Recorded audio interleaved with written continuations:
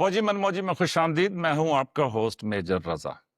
और आज की किस बिल्कुल इसलिए मिस ना कीजिएगा क्योंकि आज मैं आपको एक सच्चा बड़ा दिलचस्प वाकया मिजाहिया आपको सुनाऊंगा और आपको बताऊंगा कि कैसे एक वाकये ने मेरी सोच ही तब्दील कर दी।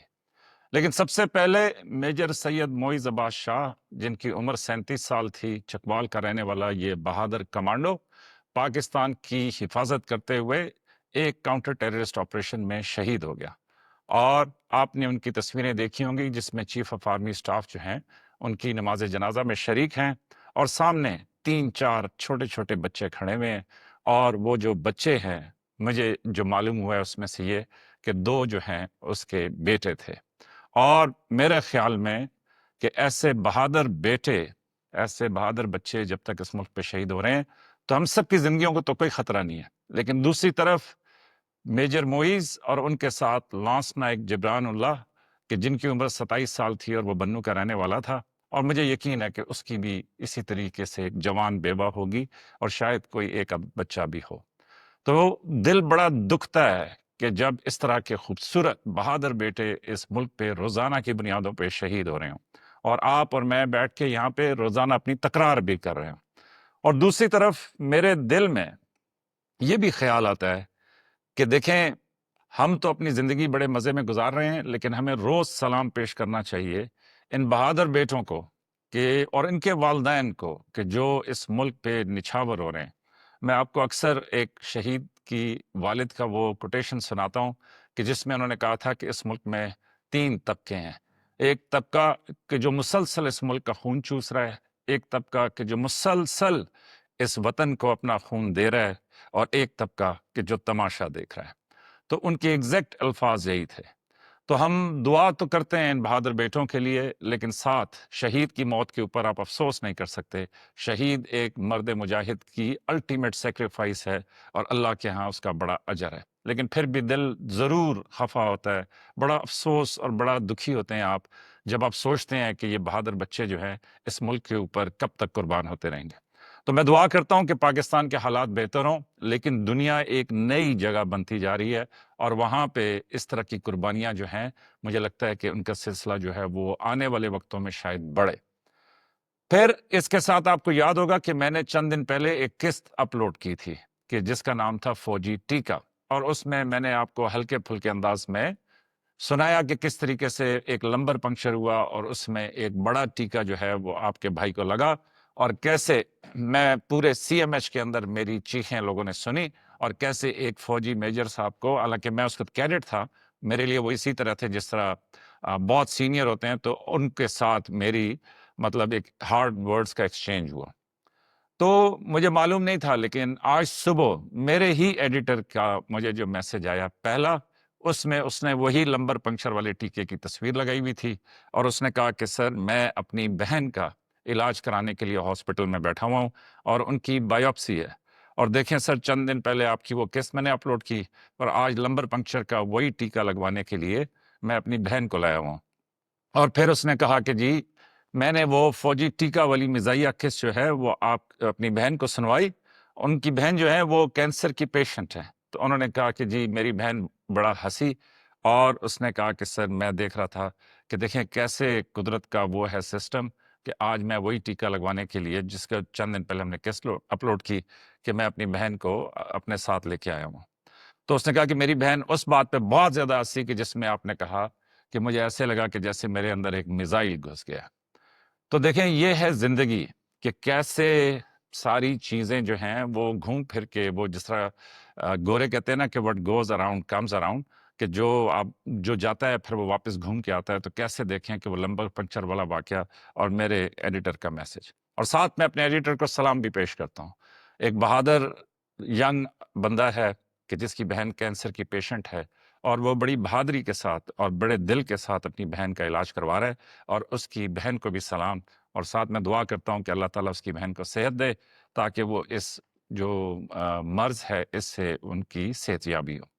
और तीसरी तरफ फिर सवात का जो एक सैलाबी सूरत हाल, और उसमें इंतहाई दर्दनाक तस्वीरें कि जिसमें आपने देखा कि किस तरीके से एक फैमिली जो है वो वहां पे फंस गई और फिर वो दरिया बुर्द हो गई। اور اس کے بیچ میں جب سوات کی یہ تصویریں آ رہی تھیں تو ایک ویڈیو میں بہت سارے کٹے ہوئے درخت جو ان کا بچا ہوا حصہ ہوتا ہے کہ وہ دریا کے ساتھ بہتے ہوئے آ رہے تھے، اور کسی نے لکھا ہوا تھا کہ اور کاٹو درخت اور بھگتو یہ سیلاب۔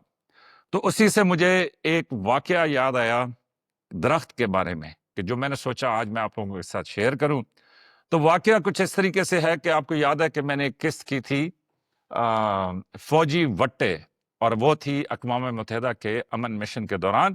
کہ جب وہاں کا ایک سپروائزر جو ہے اس بات پہ اس کی یہ عقل میں ہی نہیں آ رہا تھا کہ یہ جو وٹے ہیں یہ سیوریج لائنوں میں کہاں سے آ رہے ہیں۔ بڑا دلچسپ واقعہ ہے، آپ جا کے ہماری وہ قسط دیکھیے گا فوجی وٹے، اور میرا خیال میں ایڈیٹر اس کو اسکرین پہ بھی آپ کو دکھا دے گا، اور ہم کوشش کریں گے کہ ڈسکرپشن میں جو اس پروگرام کی ڈسکرپشن ہے اس میں اس کا لنک بھی دے دیں۔ تو دیکھیں دنیا جس طرح چل رہی ہے، یہ سارے واقعات ہو رہے ہیں، اس کے بیچ میں نے اپنی ڈیوٹی نبھانی ہے فوجی من موجی کے پلیٹ فارم سے کہ میں آپ کے ساتھ جو میرے خیالات ہیں یا جو میری سوچ ہے وہ میں شیئر کروں، اور مجھے یقین ہے کہ آج کا پروگرام آپ کے دل پہ ضرور لگے گا۔ تو ہوا یوں کہ ہم اقوام متحدہ کے امن مشن پہ تھے، وہاں پہ ظاہر ہے کہ باقی دنیا کی فوجیں بھی آئی ہوئی تھیں، وہ مشرقی تیمور تھا، آسٹریلیا کی، نیوزی لینڈ کی، برازیل کی، انڈیا کی، مطلب بہت سارے ملکوں کی بہت ساری فوجیں، بہت سارا سویلین سٹاف، بہت ساری پولیس میں لوگ وہاں پہ موجود تھے۔ اور چند دن پہلے ہی ہمارے ساتھ فوجی وٹے کا واقعہ ہوا تھا، اور فوجی وٹے کے بعد وہاں کا جو مینٹیننس سپروائزر ہے اس کے ساتھ ظاہر ہے کہ میری ایک یاد اللہ تھی، اس کے ساتھ میں گپ شپ اور ہمارا ہنسی مذاق جو ہے وہ جاری رہتا تھا۔ تو فوجی زندگی جو ہوتی ہے اس میں آپ صبح سویرے اٹھتے ہیں، فزیکل ٹریننگ کرتے ہیں، پی ٹی جس کو کہتے ہیں، اس میں آپ کوئی 1-2 میل بھاگتے ہیں، اس کے بعد کوئی پش اپس، کوئی سٹ اپس، کوئی ایکسرسائزیں آپ اپنے جوانوں کے ساتھ کرتے ہیں، پھر ایک بریک ہوتی ہے جس میں لوگ جا کے ناشتہ کرتے ہیں، پھر وہ واپس دفتروں میں آ جاتے ہیں۔ اسی طرح دن 2 بجے کہیں چھٹی ہوتی ہے، اور کچھ فوجی یہ کہتے ہیں کہ سر رضا اچھے وقتوں میں 2 بجے چھٹی ہوا کرتی تھی، ابھی تو 24 گھنٹے ڈیوٹی ہے۔ لیکن بہرحال اقوام متحدہ میں چونکہ ہم پاکستان میں نہیں تھے، وہاں پہ نہ گھر کے مسائل نہ کوئی اور، تو اس وجہ سے وہاں پہ ذرا زندگی بہتر تھی، تو 2 بجے ہم چھٹی کیا کرتے تھے، اور شام کو سب سے زیادہ جو پسندیدہ ایکٹیویٹی تھی وہ تھی گیمز ٹائم۔ تو گیمز کے اوپر ہم بیڈمنٹن کھیلا کرتے تھے، اور اسی طرح وہ پیئرز بن جاتے تھے کہ کوئی سی او کے ساتھ تو کوئی 2AC کے ساتھ، اور جناب بڑا ہی سنسنی خیز میچ ہوتا تھا، اور اس میچ کے دوران جو ہے روزانہ فیصلہ ہوتا تھا کون جیتا کون ہارا۔ تو ہمارا جو بیڈمنٹن کورٹ تھا وہ کوئی اس کی نا ریپیئر اور مینٹیننس کی ضرورت تھی، اور اس کی ریپیئر اینڈ مینٹیننس اس طریقے سے تھی کہ اگر ایک سائڈ پہ اس کو بڑھاتے یا دوسری سائڈ پہ اس کو بڑھاتے تو اس کے لیے ہمیں کافی سارا سیمنٹ چاہیے تھا، اور ہمارے پاس وہ تھا نہیں۔ وہ ظاہر ہے کہ اقوام متحدہ کا جو مینٹیننس افسر تھا اس کی ثوابدید میں تھا۔ تو کرنل صاحب جو میرے سی او تھے انہوں نے مجھے کہا کہ تیری بڑی یہ سیٹنگ ہے اس کے ساتھ، یہ جو مینٹیننس آفیسر ہے تو اس سے جا کے بات کر اور جو ہے نا کوئی یہ بیڈمنٹن کورٹ کا سیٹ کرا۔ اب ظاہر ہے سی او کا حکم تھا، میں ایک ینگ کیپٹن تھا، تو میں نے پھر وہی پاکستانی طریقہ استعمال کیا، اور میں نے اس مینٹیننس آفیسر کو بلایا اور اس کو بڑی زبردست قسم کی ٹی بریک جس میں یہ پاکستانی تکے، سیخ کباب، یہ ساری چیزیں ہم نے اس کو سرو کی، اور اس کے بعد میں نے اس سے کہا کہ جناب ادھر آؤ، میں تمہیں ایک چھوٹا سا کام ہے کہ اگر تم کر دو تو میری بڑی نوکری بن جائے گی۔ اور اس کے بعد وہ اور میں دونوں چلے گئے اس بیڈمنٹن کورٹ میں۔ ہمارے ساتھ جس طرح یونٹ کی ساری کابینہ ہوتی ہے جس میں صوبیدار میجر صاحب، اس کے بعد جو بٹالین حوالدار میجر، اور اس طرح باقی لوگ جو RPNCO وغیرہ وہ ہمارے ساتھ تھے۔ تو جب ہم وہاں پہ گئے، اور دوسرا یہ لوگ اس لیے بھی ساتھ تھے کہ پچھلی دفعہ اس مینٹیننس آفیسر سے جب ملاقات ہوئی تھی تو ہم نے وہ وٹوں والا مسئلہ حل کیا تو اس لیے ساروں کو یہ بھی تھا کہ آج کون سا نواں کٹا ہے کہ جو رضا صاحب سالو کرنے کی کوشش کر رہے ہیں۔ تو بالاس میں اس مینٹیننس آفیسر کو وہاں پہ لے کے گیا، تو وہاں پہ جا کے میں نے اس کو وہ بیڈمنٹن کورٹ دکھایا۔ تو مختصر یہ کہ صورتحال کچھ اس طرح کی تھی کہ اگر ایک طرف ہم یہ بیڈمنٹن کورٹ کو بڑھاتے تو ادھر سے فار ایگزامپل 150 بوری سیمنٹ چاہیے تھا، لیکن اگر دوسری طرف بڑھاتے تو شاید 50 بوری سیمنٹ چاہیے تھا، لیکن وہاں پہ ایک درخت لگا ہوا تھا، وہ درخت کاٹنا ضروری تھا کیونکہ وہ درخت رستے میں آتا تھا۔ تو جب ساری وہاں پہ ہم نے صورتحال اس کو بتا دی تو وہ جو مینٹیننس آفیسر تھا اس کا نام فلپ تھا، اور آپ کہہ لیں کہ جی اس کا میانمار سے تعلق تھا، تو اس نے وہ بار بار اس درخت کو دیکھے، پھر دوسری طرف دیکھے، پھر ادھر سے دیکھے، پھر درخت کو دیکھے۔ تو میں نے اپنی ناقص عقل میں یہ سمجھا کہ یہ درخت اس کو تنگ کر رہا ہے، تو میں نے کہا فلپ اگر I think this tree is the problem، تو if you are worried about the tree تو میرے پاس مین پاور ہے، تو میں یہ درخت جو ہے نا رات کو جڑ سے نکال دوں گا، اور تم جو ہے نا 100 بوری سیمنٹ بچا لو، صرف 50 بوری دے دو تو ہم اس سائٹ پہ اس کو بڑھا دیں گے۔ تو میں نے اس سے کہا کہ اگر یہ درخت مسئلہ ہے تو میں اس کو ہٹا دیتا ہوں۔ تو اس نے مجھے آگے سے کہا کہ captain, the problem is not to remove the tree. The problem is how to save the tree. Because in 1 hour, you can make 1,000 bags of cement in a factory, but this tree has taken 15 years to be this big. تو اس نے کہا، اگر اردو میں ترجمہ کروں، کہ اس نے کہا کہ کیپٹن، مسئلہ درخت کو ہٹانا نہیں ہے، مسئلہ یہ ہے کہ درخت کو بچانا کیسے ہے۔ کیوں کہ اگر اس درخت کو مطلب اگر میں 100 بوری بھی سیمنٹ لگاؤں یا 200 بوری تو کوئی فرق نہیں پڑتا، وہ اس لیے کہ ایک فیکٹری میں 1000 بوری سیمنٹ 1 گھنٹے میں تیار ہو سکتا ہے، لیکن یہ درخت 15 سال میں یہاں پہ پہنچا ہے۔ تو مسئلہ یہ نہیں ہے کہ درخت ہٹانا کیسے ہے، مسئلہ یہ ہے کہ درخت بچانا کیسے ہے۔ اور مجھے یوں لگا کہ زندگی میں 4-5 دفعہ ایسے موقع آئے کہ میں نے کہا زمین پھٹ جائے اور میں غائب ہو جاؤں۔ وہ اس لیے کہ اسکول میں اردو کے مضامین جیتا ہوا تھا کہ درخت کی کیا اہمیت ہوتی ہے۔ آپ مجھ سے تقریر کروا لیتے کہ درخت کتنے اہم ہے تو میں آپ کی آنکھوں میں آنسو لے آتا۔ اور اسی طریقے سے ایک اچھے گھر میں تربیت ہوئی، ایک اچھے اسکول میں پڑھا، اس کے بعد کلاس 1 گیسٹڈ آفیسر میں پاکستان کا، اور مطلب ایک اچھے پروفائل کے ساتھ میں درخت کی اہمیت کو سمجھتا تھا، لیکن پریکٹیکلی میرے دماغ میں درخت کی اہمیت اس طرح سرایت نہیں کی تھی کہ جس طریقے سے فلپ کے دماغ میں تھی۔ اور میں حیران ہو گیا، اور میں نے اس سے معذرت کی، اور میں نے اس کے بعد سوچا کہ یار میں تو انسان ہی نہیں ہوں کہ بھئی میں جو ہے وہ درخت کو کاٹنے کا سوچ رہا ہوں، اور میرے پریویو میں نہیں ہے کہ اس درخت کو بچانا بھی ہے۔ اور یہاں پہ ایک ایڈیشنل نوٹ بھی میں آپ کو ڈال دوں، اور وہ یہ ہے کہ آپ یہ دیکھیں کہ یہ جو سامنے آپ کو تصویر نظر آ رہی ہے، اس میں ایشیا، اور یہ 2016 کی تصویر ہے، تو اس میں ایشیا میں جتنے درخت جتنے ملکوں میں لگے ہوئے ہیں، مطلب اگر آپ کا ملک ہے 100 اور اس میں کتنے حصے میں آپ کے درخت لگے ہوئے ہیں، تو آپ یہ دیکھیں کہ جی پاکستان اس میں لاسٹ ہے، اور بھوٹان کو اور لاؤس کو دیکھیں تو وہ 80% سے زیادہ وہاں پہ درخت ہیں۔ تو وہاں پہ پھر دیکھیں کہ ہوا کتنی صاف، کتنی اچھی، کتنی خوبصورت ہوگی۔ اور جو اقوام متحدہ ایک سٹینڈرڈ دیتی ہے، اس کے مطابق وہ کہتی ہے کہ جی 12% سے زیادہ آپ کے ملک میں درخت ہونے چاہیے۔ اور یہ بھی آپ کو جان کے حیرانی ہوگی کہ پاکستان جب آزاد ہوا تھا، ایک ملک بنا تھا، تو 30% سے زیادہ پاکستان میں درخت تھے۔ 30%، مطلب یہ جو یہاں پہ 1.9 ہمارا نمبر آ رہا ہے، یہ 30 سے اوپر تھا۔ تو اب آپ دیکھیں کہ اس کو کاٹتے کاٹتے کاٹتے کدھر ہم 1.9 پہ آ گئے۔ اور یہ بھی، اس میں بھی اس کے بعد یہ جو سونامی کی 1 بلین ٹری سونامی کی کوشش تھی، تو اس سے کتنا اثر پڑا ہے میرے پاس وہ ڈیٹا تو نہیں ہے، لیکن میرے خیال میں کہ درختوں کے اوپر پاکستان میں ایک نیشنل ایمرجنسی ہونی چاہیے، اور ہم سب کو کوشش کرنی چاہیے کہ ہم درخت لگائیں۔ کیوں کہ جو ہمارے بزرگوں نے یا باپ داداؤں نے لگائے تھے وہ تو ہم سارے کھا گئے، مطلب کاٹ گئے، چاہے اس میں اور آپ شامل تھے یا نہیں تھے۔ لیکن میرے خیال میں کہ اب پاکستان میں ایک درختوں کی نیشنل ایمرجنسی لگنی چاہیے، اور میرا خیال میں کہ اس کے اوپر ہم سب کو مل کے کام بھی کرنا چاہیے۔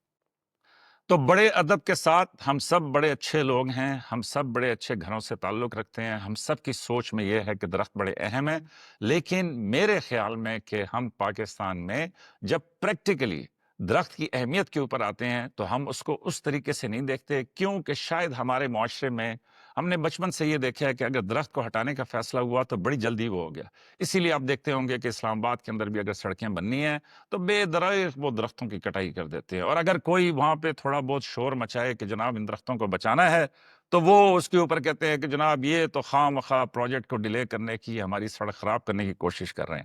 لیکن میں یہ سمجھتا ہوں کہ درخت بڑے اہم ہیں، اور میں یہ سمجھتا ہوں کہ اس دن کے بعد سے میں نے آج تک، یہ میں بات کر رہا ہوں آج سے 15-20 سال پرانی، اس کے بعد سے آج تک میں نے اپنی ذاتی حیثیت میں یہ کوشش کی ہے کہ میں درختوں کو بچاؤں، اور بچانے کے علاوہ جتنے بھی درخت لگا سکوں وہ لگانے کی کوشش کروں۔ تو سوات کا یہ جو سیلاب ہے، اور اس پہ جو کسی نے کامنٹ کیا تھا کہ کاٹو درخت اور بھگتو سیلاب، تو میرے خیال میں کہ اس نے بڑی درست بات کی۔ اور یہ بھی دیکھیں کہ ان پہاڑوں کے نیچے جن کے پاس وہ درخت ہیں، ان کے بالکل نیچے رہنے والے جو لوگ ہیں، سب سے پہلے وہ شکار ہوتے ہیں اس سیلاب کا۔ تو اس لیے اب وہ تو اپنی طور پہ کوشش کرتے ہوں گے کہ درختوں کی کٹائی کے خلاف آواز اٹھائیں، لیکن حقیقت یہ ہے کہ حکومت کی کمزور ریٹ اور اس کے علاوہ یہ جو ٹمبر مافیا یا یہ جو لوگ ہیں یہ درختوں کو بے دریغ کاٹتے ہیں. لیکن ایز اے قوم ہم سب میں یہ بڑی کمزوری ہے کہ ہم درخت کی اہمیت کو پریکٹیکل سینس میں نہیں سمجھتے. پھر ایک اور بھی میرا کنکلوژن ہے، اور وہ کنکلوژن یہ ہے کہ یہ جو اردو کا محاورہ ہے نا کہ نیکی کر دریا میں ڈال، تو میں آپ کو جو میری تھوڑی بہت سمجھ ہے اس کے مطابق یہ کہوں گا کہ میرے خیال میں کہ یہ بڑا سچا محاورہ ہے. آپ کو اپنی نیکی کا کوئی یہاں پہ اگر کوئی ایک آدھی شاباشی دے دینا کہ ویل ڈن یار آپ نے یہ درخت بچایا ہے، تو آپ سمجھیں کہ آپ بڑے خوش قسمت لوگوں کے بیچ میں ہیں کہ جو آپ کی اس عمل کی تعریف، ورنہ ادروائز بالکل کوئی کسی کو ریگارڈ نہیں ہے. ہم سب ایک بھیڑ چال میں چل رہے ہیں کہ جس میں پیسے کمانا، اونچی اونچی بلڈنگیں لینا، بڑے بڑے یہ محل کوٹھیاں یہ سب کچھ لینا، یہی دنیا کا بھی وہ رہ گیا ہے.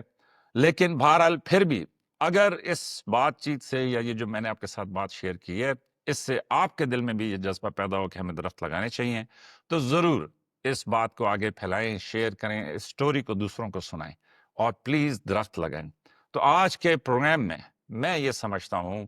کہ میجر معیز، وہ جو جبران اللہ،